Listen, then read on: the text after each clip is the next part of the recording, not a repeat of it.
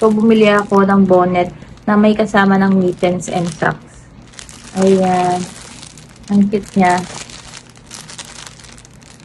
So, yan yung mga designs niya. Which is, bumili ako ng pink. Ayan, may flamingo. Yung white. And then, yung may moon. So, it has different colors. And, meron din doon yung mismong bonnet lang na ganito. Pero, napili ko yung parang may tenga. O, diba?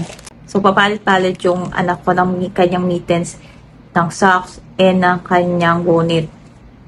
And, yung socks niya is, ang ganda na. Ayan. Ito yung socks na gusto ko. Diba? Yung garterized na siya.